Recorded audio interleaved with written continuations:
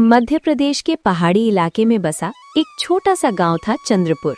ये गांव भले ही छोटा था, लेकिन यहाँ के लोगों के दिल बहुत बड़े थे। गांव के लोग एक परिवार की तरह रहते थे। किसी के घर शादी हो, त्योहार हो या दुख का समय, पूरा गांव साथ खड़ा रहता था। सुबह होते ही गांव की गलियों में बच्चों की आवाजें गूंजने लगती थी और खेतों की ओर जाते किसानों की टोली दिखाई देती थी। गांव के बीचों बीच एक पुराना पीपल का पेड़ था। वहीं हर शाम गांव की चौपाल लगती थी। एक दिन गांव में खबर फैली कि नई पुलिस चौकी में एक नया कांस्टेबल आने वाला है। गांव के मुखिया भैरव सिंह को इसकी सूचना पहले ही मिल चुकी थी। सुबह लगभग 10 बजे एक बाइक गांव में दाखिल हुई। बाइक से उतरा एक लंबा चौड़ा युवक। उसने पुलिस की वर्दी पहन रखी थी। उसने मुस्कुराते हुए कहा, नमस्ते, मैं विक्रम सिंह, यहाँ की पुलिस चौकी में नई पोस्टिंग हुई है मेरी। मुखिया भैरव सिंह ने हाथ जोड़कर कहा, अरे स्वागत है बेटा, हमारे गांव में आपका बहुत स्वागत है। धीरे धीरे गांव के लोग भी वहां इकट्ठा हो गए। विक्रम देखने में सख्त पुलिस वाला लगता था, लेकिन बात करने में बहुत ही हंसमुख था। कुछ ही दिनों में उसने पूरे गांव से दोस्ती कर ली। बच्चे उसे विक्रम भैया कहने लगे और बूढ़े लोग उसे विक्रम बेटा बुलाते थे। गांव का माहौल। चंद्रपुर गांव में सब कुछ बहुत शांति से चल रहा था, लेकिन एक दिन अचानक एक अजीब घटना हुई। गांव की बुजुर्ग महिला कमला काकी घबराई हुई चौपाल पर आईं। अरे भैरव सिंह, बड़ी मुसीबत हो गई। मुखिया ने पूछा, क्या हुआ काकी? कमला काकी बोली, मेरे घर से सोने की नथ गायब हो गई है। मेरी माँ की निशानी थी वो। गांव वालों ने पहले इसे हल्के में लिया। किसी ने कहा, कहीं रखकर भूल गई होंगी। किसी ने कहा, शायद घर के बच्चों ने खेलते खेलते कहीं रख दी होगी। लेकिन कमला काकी बार बार एक ही बात कह रही थी, नहीं, वो चोरी हुई है। विक्रम ने गंभीरता से कहा, आप चिंता मत करो काकी, मैं पता लगाऊंगा कि मामला क्या है। दूसरी घटना। 2 दिन बाद फिर एक खबर आई। इस बार रमेश किसान दौड़ता हुआ चौपाल पर आया। भाई लोगों, मेरे घर से 5,000 रुपए गायब हो गए। अब गांव वाले थोड़ा चिंतित हो गए, लेकिन अभी भी किसी को भरोसा नहीं हो रहा था कि गांव में चोरी हो सकती है। चंद्रपुर में आज तक कभी चोरी नहीं हुई थी। विक्रम ने दोनों मामलों की जांच शुरू कर दी, लेकिन उसे कोई सुराग नहीं मिला। तीसरी घटना। डर की शुरुआत। 3 दिन बाद गांव में हड़कंप मच गया। गांव के दुकानदार महेश की दुकान से रात में नकद पैसे चोरी हो गए। अब मामला गंभीर हो चुका था। चौपाल पर गांव के लोग इकट्ठा हो गए। एक बुजुर्ग बोले, ये काम किसी बाहर वाले का लगता है। दूसरे बोले, नहीं, चोर हमारे बीच ही है। विक्रम ने सबको शांत किया। सब लोग घबराओ मत, मैं आज से रात में खुद गश्त करूंगा। रहस्यमयी मेहमान। उसी शाम गांव के बाहर एक काली एसयूवी कार आकर खराब हो गई। कार से एक युवक उतरा। उसने चश्मा लगाया हुआ था और शहर का लग रहा था। उसने पास खड़े चरवाहे से पूछा, भाई, यहाँ कोई मैकेनिक मिलेगा क्या? चरवाहे ने कहा, गांव में पूछ लो, शायद मिल जाए। कुछ देर बाद वो युवक गांव के मुखिया भैरव सिंह के घर पहुंचा। नमस्ते, मेरा नाम अर्जुन मेहरा है। मेरी कार खराब हो गई है। अगर आप इजाजत दें तो मैं एक रात यहाँ रुक सकता हूँ।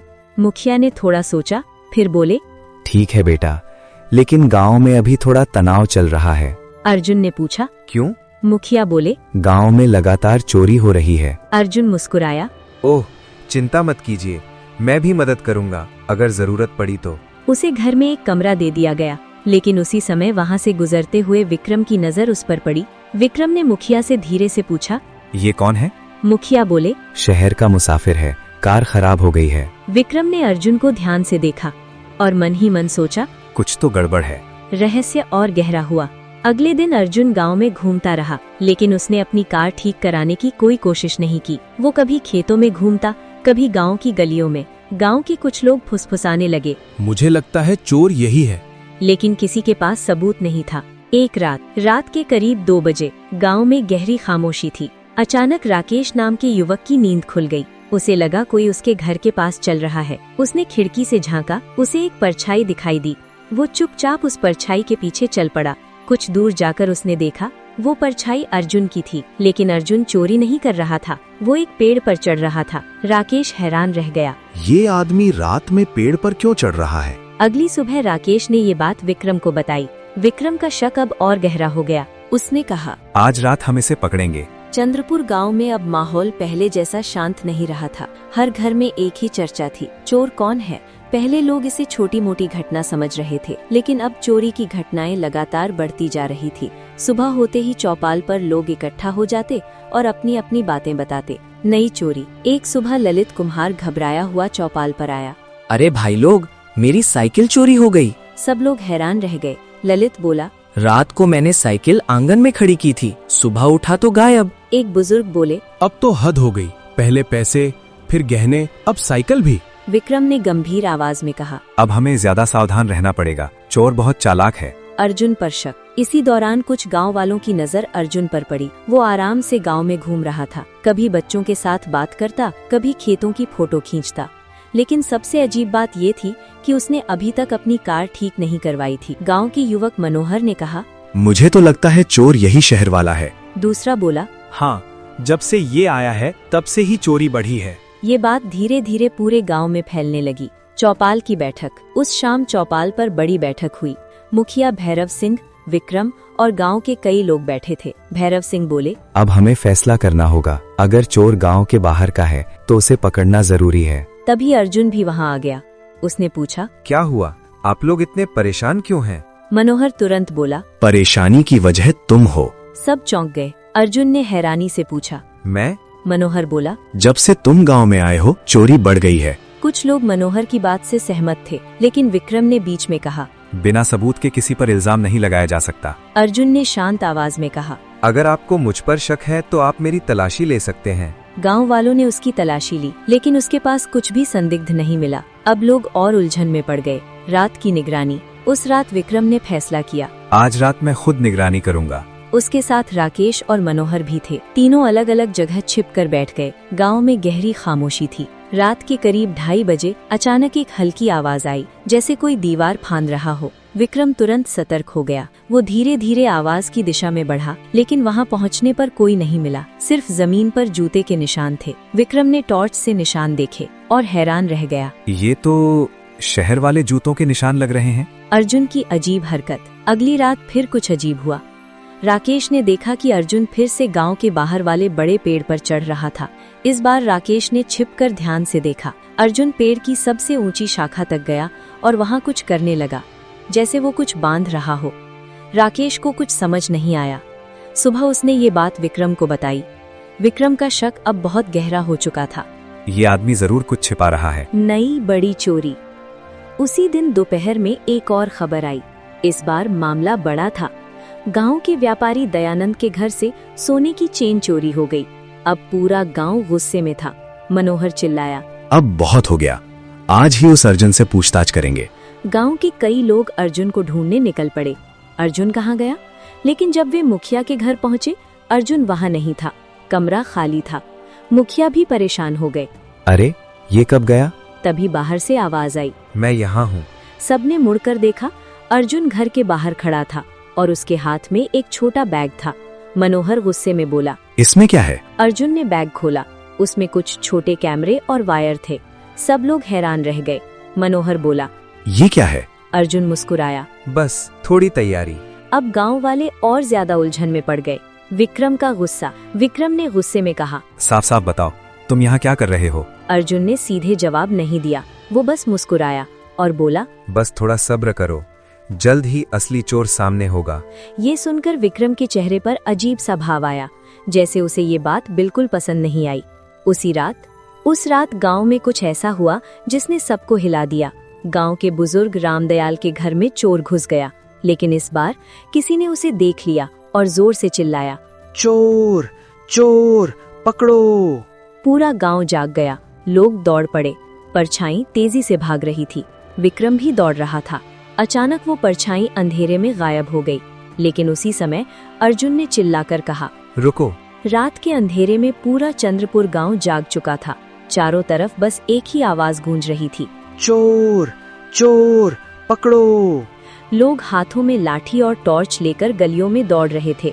वो परछाई बहुत तेजी से भाग रही थी।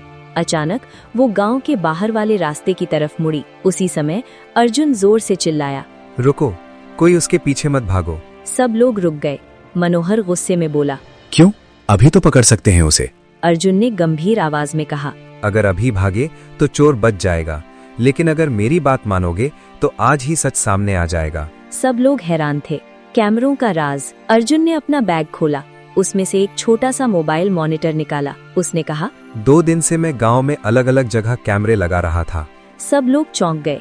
राकेश बोला, इसलिए तुम पेड़ों पर चढ़ते थे? अर्जुन मुस्कुराया। हाँ, वहाँ से पूरा गांव दिखता है और चोर चाहे जितना चालाक हो कैमरे से नहीं बच सकता। उसने मोबाइल स्क्रीन ऑन की। कुछ सेकंड बाद वीडियो चलने लगा। सब लोग सांस रोके स्क्रीन देखने लगे। वीडियो में क्या दिखा? वीडियो में साफ दिख रहा था कि रात के करीब 2 बजे एक आदमी धीरे धीरे एक घर की दीवार फांद रहा था। उसने चेहरे पर कपड़ा बांधा हुआ था। वो अंदर गया। कुछ देर बाद हाथ में एक छोटा बैग लेकर बाहर आया। सब लोग ध्यान से देख रहे थे। मनोहर बोला, चेहरा साफ नहीं दिख रहा। अर्जुन बोला, थोड़ा आगे देखो। वीडियो आगे बढ़ा। अब वो आदमी एक गली में आया जहां एक और कैमरा लगा था। यहाँ रोशनी थोड़ी ज्यादा थी और अचानक उसका चेहरा कैमरे में साफ दिखाई दिया। जैसे ही चेहरा दिखा, पूरे गांव में सन्नाटा छा गया। सब हैरान रह गए। मनोहर की आवाज कांप गई। ये कैसे हो सकता है? राकेश भी स्तब्ध था, क्योंकि वीडियो में जो चेहरा दिख रहा था वो था विक्रम, गांव का नया कांस्टेबल, जिस पर सबको भरोसा था। चौपाल पर हलचल। भीड़ में हलचल मच गई। नहीं, ये झूठ है। विक्रम ऐसा नहीं कर सकता। कुछ लोग अर्जुन पर ही शक करने लगे। विक्रम गुस्से में बोला, ये सब झूठ है। उसने अर्जुन की तरफ उंगली उठाई। तुम मुझे फंसाने की कोशिश कर रहे हो। अर्जुन बिल्कुल शांत खड़ा था। उसने कहा, अगर ये झूठ है तो फिर ये क्या है? उसने दूसरा वीडियो चलाया। दूसरा वीडियो। इस वीडियो में साफ दिख रहा था कि विक्रम रात में चौकी से निकल रहा था। वो धीरे से पीछे के रास्ते से जा रहा था। फिर वो एक घर की खिड़की खोलता है और अंदर घुस जाता है। सब लोग स्तब्ध थे। अब किसी के पास कुछ कहने के लिए शब्द नहीं थे। विक्रम की बेचैनी। विक्रम का चेहरा पीला पड़ गया। उसने इधर उधर देखा, जैसे वो भागने का रास्ता ढूंढ रहा हो। मनोहर चिल्लाया, अरे पकड़ो इसे। लेकिन इससे पहले कि कोई कुछ करता, विक्रम अचानक दौड़ पड़ा। पीछा। विक्रम तेजी से गांव के बाहर की ओर भाग रहा था। पीछे पीछे गांव वाले और अर्जुन भी दौड़ रहे थे। कुछ ही मिनटों में वे गांव के बाहर वाले खेतों तक पहुंच गए। विक्रम थक चुका था, लेकिन तभी सामने से पुलिस की जीप आ गई। जीप रुकते ही 2 पुलिस वाले उतर आए। विक्रम रुक गया। अब उसके पास कोई रास्ता नहीं था। असली सच्चाई। अर्जुन ने धीरे से कहा, खेल खत्म विक्रम। पुलिस वालों ने विक्रम को पकड़ लिया। गांव वाले अभी भी समझ नहीं पा रहे थे कि क्या हो रहा है। तभी मुखिया भैरव सिंह ने अर्जुन से पूछा, बेटा, आखिर सच क्या है? अर्जुन ने गहरी सांस ली और कहा, सच ये है कि मैं कोई साधारण मुसाफिर नहीं हूँ। सब लोग ध्यान से उसकी बात सुनने लगे। मैं क्राइम ब्रांच का अंडरकवर ऑफिसर हूँ। ये सुनकर पूरा गांव चौंक गया। अर्जुन की असली पहचान। अर्जुन ने बताया, कुछ हफ्ते पहले हमें खबर मिली थी कि इस इलाके में एक ठग गिरोह घूम रहा है। वे पुलिस वाले बनकर गांवों में घुसते हैं और लोगों का भरोसा जीतकर चोरी करते हैं। इसीलिए मुझे यहाँ भेजा गया था। भैरव सिंह ने हैरानी से पूछा, तो फिर विक्रम? अर्जुन बोला, असल में इस गांव में जिस कांस्टेबल की पोस्टिंग होनी थी वो अभी तक यहाँ पहुंचा ही नहीं था। लेकिन इससे पहले ही विक्रम यहाँ आ गया और खुद को पुलिस वाला बताने लगा। गांव वाले हैरान रह गए। चोरी का सामान। पुलिस ने विक्रम के कमरे की तलाशी ली। वहां से बहुत सारा चोरी का सामान मिला। सोने की नथ, पैसे, मोबाइल, साइकिल के पार्ट्स और कई कीमती चीजें। सब कुछ देखकर गांव वाले गुस्से में भर गए। मनोहर बोला, हमने इस पर भरोसा किया और इसने हमें ही लूट लिया। विक्रम का सच। विक्रम रोने लगा। मुझे माफ कर दो, मेरे ऊपर बहुत कर्ज था, इसलिए मुझे ये सब करना पड़ा। लेकिन अब बहुत देर हो चुकी थी। पुलिस उसे जीप में बैठाकर ले गई। गांव में राहत। अगले दिन चंद्रपुर गांव में फिर से शांति लौट आई। अर्जुन ने सभी लोगों का चोरी हुआ सामान वापस दिलवाया। चौपाल पर सब लोग उसका धन्यवाद कर रहे थे। भैरव सिंह बोले, बेटा, तुम मुसाफिर बनकर आए थे, लेकिन हमारे गांव के रक्षक बन गए। अर्जुन मुस्कुराया। ये मेरा फर्ज था। लेकिन कहानी यहीं खत्म नहीं हुई। जब अर्जुन गांव से जाने लगा, तभी उसे एक अजीब बात पता चली। चोरी का सारा सामान मिल गया था, लेकिन एक चीज अभी भी गायब थी, और वो चीज थी कमला काकी की सोने की नथ। अर्जुन रुक गया। उसने धीरे से कहा, इसका मतलब? दूसरा रहस्य। अर्जुन की बात सुनकर चौपाल पर बैठे सभी लोग फिर से हैरान रह गए। मनोहर ने तुरंत कहा, लेकिन विक्रम के घर से तो लगभग सारा सामान मिल गया था ना? अर्जुन ने सिर हिलाया। हाँ, लेकिन एक चीज नहीं मिली। भैरव सिंह ने पूछा, कौन सी चीज? अर्जुन बोला, कमला काकी की सोने की नथ। कमला काकी वहीं बैठी थीं। उन्होंने दुखी होकर कहा, वो मेरे लिए बहुत कीमती थी बेटा, मेरी माँ की आखिरी निशानी थी। गांव में फिर से हल्की बेचैनी फैल गई। राकेश बोला, तो क्या इसका मतलब चोर एक नहीं दो थे? अर्जुन कुछ देर चुप रहा, फिर बोला, संभव है। नहीं जांच। अर्जुन ने फैसला किया कि वो एक दिन और गांव में रहेगा। उसने सबसे पहले विक्रम से पुलिस स्टेशन में पूछताछ करवाई। विक्रम ने स्वीकार किया कि उसने गांव में कई चोरियां की थीं, लेकिन जब अर्जुन ने उससे पूछा, कमला काकी की नथ कहाँ है? विक्रम ने साफ मना कर दिया। मैंने वो नथ नहीं चुराई। उसने उसकी आंखों में देखा। उसे लगा कि शायद वो सच बोल रहा है। गांव में शक। अब गांव में हर कोई एक दूसरे को शक की नजर से देखने लगा। मनोहर बोला, अगर विक्रम ने नहीं चुराई तो फिर किसने? राकेश बोला, कहीं ऐसा तो नहीं कि किसी ने मौका देखकर उठा ली हो? गांव में चर्चा फिर से शुरू हो गई। अर्जुन की नजर। अर्जुन बहुत ध्यान से सबको देख रहा था। उसे एक बात अजीब लग रही थी। जब भी कमला काकी की नथ की बात होती, एक आदमी हमेशा चुप हो जाता। वो आदमी था गौरव। गौरव गांव का ही लड़का था, सीधा साधा और शांत स्वभाव का। लेकिन अर्जुन ने देखा कि वो बहुत घबराया हुआ लग रहा था। रात का रहस्य। उस रात अर्जुन गांव में टहल रहा था। अचानक उसने देखा कोई आदमी चुपचाप कमला काकी के घर की तरफ जा रहा है। अर्जुन धीरे धीरे उसके पीछे चल पड़ा। वो आदमी घर के पीछे वाले दरवाजे से अंदर घुस गया। अर्जुन ने खिड़की से झांका और जो उसने देखा वो चौंक गया। अंदर गौरव खड़ा था। उसके हाथ में एक छोटा डिब्बा था। वो धीरे से जमीन खोद रहा था। पकड़ा गया राज। अर्जुन तुरंत अंदर घुसा। रुको। गौरव डर गया। उसके हाथ से डिब्बा गिर गया। अर्जुन ने डिब्बा उठाया और उसे खोला। अंदर चमक रही थी कमला काकी की सोने की नथ। गौरव की सच्चाई। गौरव रोने लगा। मुझे माफ कर दो। अर्जुन ने पूछा, तुमने ये क्यों चुराई? गौरव ने कांपती आवाज में कहा, मैं चोरी नहीं करना चाहता था। उस दिन मैं काकी के घर गया था। नथ मेज पर रखी थी। मुझे पैसों की बहुत जरूरत थी। मैंने सोचा कुछ दिन बाद वापस रख दूंगा। अर्जुन ने पूछा, क्यों? पैसों की जरूरत क्यों थी? गौरव ने धीरे से कहा, मेरी माँ बहुत बीमार है, दवा के लिए पैसे नहीं थे। गांव का फैसला। सुबह चौपाल पर सब लोग इकट्ठा हुए। अर्जुन ने पूरी बात बताई। गौरव सिर झुकाकर खड़ा था। कमला काकी उसकी तरफ देख रही थीं। कुछ देर बाद उन्होंने गहरी सांस ली और बोली, बेटा, गलती तो बहुत बड़ी की है तूने। गौरव रोते हुए बोला, मुझे माफ कर दो काकी। कुछ पल के लिए पूरा चौपाल शांत हो गया। फिर कमला काकी ने कहा, अगर तू सच में अपनी माँ के इलाज के लिए परेशान था तो तुझे चोरी नहीं करनी चाहिए थी। तुझे हमसे मदद मांगनी चाहिए थी।